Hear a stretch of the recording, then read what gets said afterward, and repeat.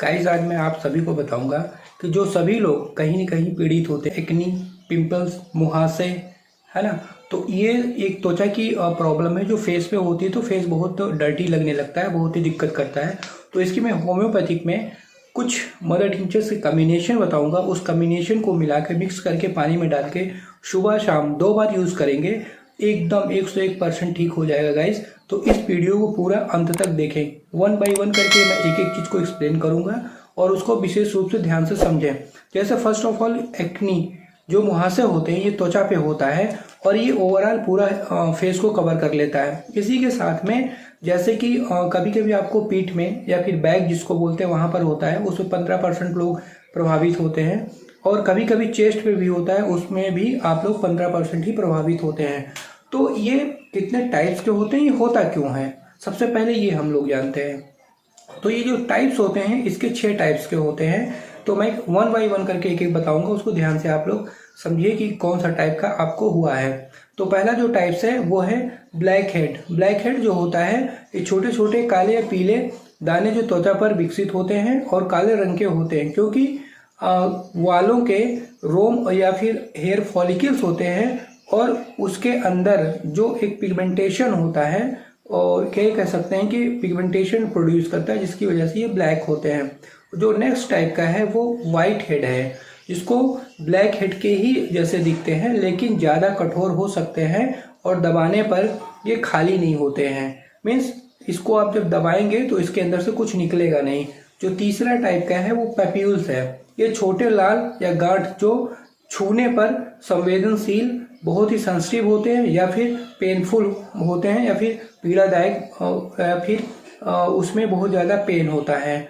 जो नेक्स्ट होता है पस्ट्यूल्स होता है, या पैप्यूल के समान ही होते हैं लेकिन केंद्र में एक सफ़ेद टिप होती है। कहने का मतलब ये जो है पस्ट्यूल जो होते हैं ये पैप्यूल के समान होते हैं, लेकिन इनका जो सेंट्रल होता है, जो बीच में होता है, वहाँ पर सफ़ेद दाने जैसा कुछ होता है।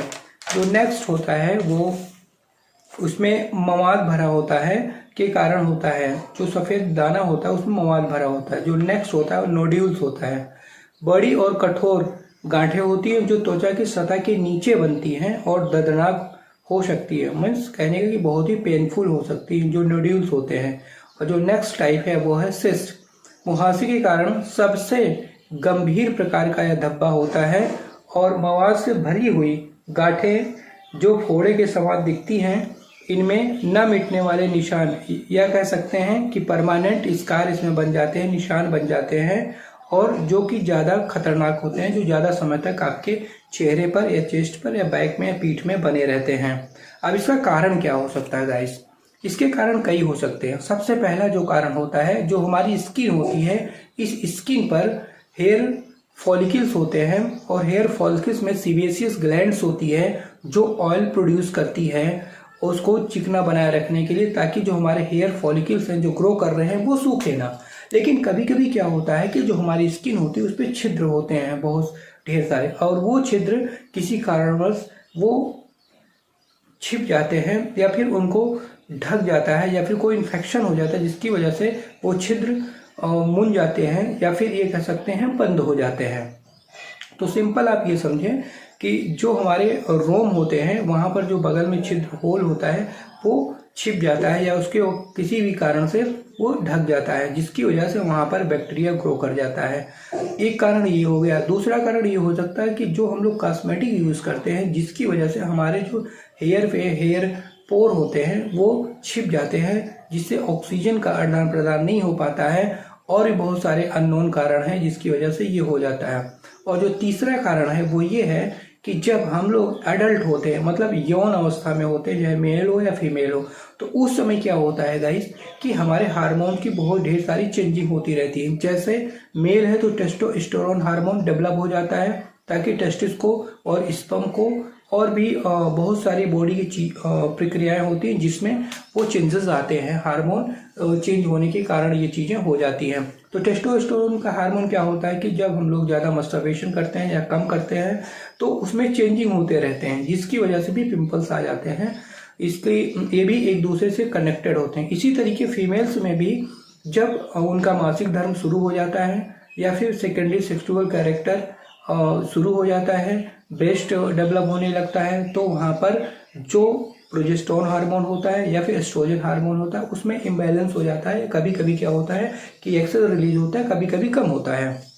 साथ में कभी कभी उनको पीसीओडी पॉलीसिस्टिक ओवेरियन डिजीज हो जाती है, ये होता है। इसका वीडियो हम इसमें अपने चैनल में डाल रखे हैं, उसको आप देख सकते हैं। उसका कंप्लीट इलाज भी होम्योपैथिक में संभव है और बहुत ही उसकी अच्छे से इलाज हो जाता है, उसकी बेस्ट मेडिसिन से आप इसमें देख सकते हैं। तो पीसीओडी जो होता है उसकी वजह से भी आपके चेहरे पे पिंपल्स आ जाते हैं, और ये होता है क्योंकि हार्मोन डिसबैलेंस हो जाता है, इसकी वजह से होता है। पीसीओडी के कारण जो फीमेल्स होती है वो प्रेग्नेंट भी नहीं हो पाती हैं, उनके अंदर गांठ बन जाती है बच्चेदानी में। तो ये सब कुछ डिटेल में बताया, उसको आप देख सकते हैं। ये भी एक कारण है। तो इन सब कारण को कैसे दूर किया जाए, कैसे इसका निवारण किया जाए, जिसकी वजह से हमारे पिंपल्स रिमूव हो जाए, ताकि जो एक हर व्यक्ति का कॉन्फिडेंस लूज हो जाता है, क्योंकि अगर उसके चेहरे पर इस तरीके की गंदगी होती है तो थोड़ा सा उसका कॉन्फिडेंस लूज होता है। अगर ये सारी चीज़ें कर लेगा, जो मैं आपको होम्योपैथिक मेडिसिन बताने जा रहा हूँ उसको आप देख लीजिए। बाकी की चीज़ें जो समझ में नहीं आती वो हमें डायरेक्ट फ़ोन कर सकते हैं, या फिर हमारे इसी चैनल पर वीडियोज़ पड़े हुए उसको आप देख सकते हैं। उससे वहाँ से उस कारण को रिमूव कर सकते हैं थ्रू मेडिसिन, और बाकी कुछ प्रिकॉशंस उसमें बताए गए कैसे इसको हटाया जाए। तो सबसे पहले आपकी जो स्किन है उसको पिंपल से कैसे रिमूव किया जाए, पिंपल्स को कैसे हटाया जाए, उसके लिए मैं आपको होम्योपैथिक मेडिसिन बताऊंगा। और कुछ जैसे मैंने बताया कि कॉस्मेटिक चीज़ें आप यूज करते हैं तो उसको कम से कम यूज़ करें। अब होम्योपैथिक मेडिसिन जो है उसको कौन कौन सी लेनी है वो मैं आपको बता रहा हूँ। गाइस, सबसे पहले फर्स्ट ऑफ ऑल ये करना है कि मैं आपको कुछ होम्योपैथिक मेडिसिन बता रहा हूँ, आप जाकर होम्योपैथिक मेडिकल स्टोर पे ले सकते हैं। ये सब क्यों फॉर्म में होंगे, मतलब मदर टिंचर होंगे। जैसे नंबर 1 का है बर्बेरिस एक्वाफोलियम 30 ml ले लीजिए। लीडम पाल, लीडम प्लास्टर बोलते हैं इसको। दूसरा इचनेसिया है। तीसरा बेलिस पर्र है। और नेक्स्ट जो है कैलेंडुला क्यू है। इन सभी मच्छर को लेके इसको करना क्या है कि 100 ml वाटर में, मतलब 100 ml पानी हो, उसमें 10-10 बूंद सभी का डाल लीजिए और मिक्स कर लीजिए। सुबह शाम कॉटन से फेस को साफ करिए अच्छे से, और उस साफ करने के बाद में नेक्स्ट उसको कॉटन से ही उस पर ऐसे करके लगा के छोड़ दीजिए। ये काम करना है। और इसके साथ में जो भी आप कॉस्मेटिक्स क्रीम वगैरह यूज़ करते हैं उसको बंद कर दें, और ग्रीन वेजिटेबल, ग्रीन फ्रूट खाएं। और कभी कभी खीरे को काट करके उस पर चेहरे पे लगा सकते हैं, और कभी नींबू भी लगा सकते हैं। नींबू का रस जूस निकाल लीजिए, उसको अपने चेहरे पे लगाइए, और ये एंटीऑक्सीडेंट होता है जिसकी वजह से चेहरे पे चमक आती है। और साथ में आपके घर में अगर दही या मट्ठा है उसको भी आप अपने चेहरे पे लगा सकते हैं, और 20 मिनट तक लगा कर छोड़ दीजिए। ये तीनों चीज़ें क्रम से लगाइए। किसी दिन मट्ठा लगाइए, किसी दिन नींबू का पानी लगाइए और रस लगाइए। इस तरीके से क्रम से आप कीजिए, और स्ट्रेस विदाउट स्ट्रेस रहिए। और अगर आप ज़्यादा मस्टरबेशन करते हैं तो उसको लिमिटेड कर दीजिए या फिर ना के बराबर कर दीजिए। इसकी वजह से भी आपके जो हार्मोन्स होते हैं वो डिसबैलेंस हो जाते हैं, तो भी पिंपल्स आ सकते हैं।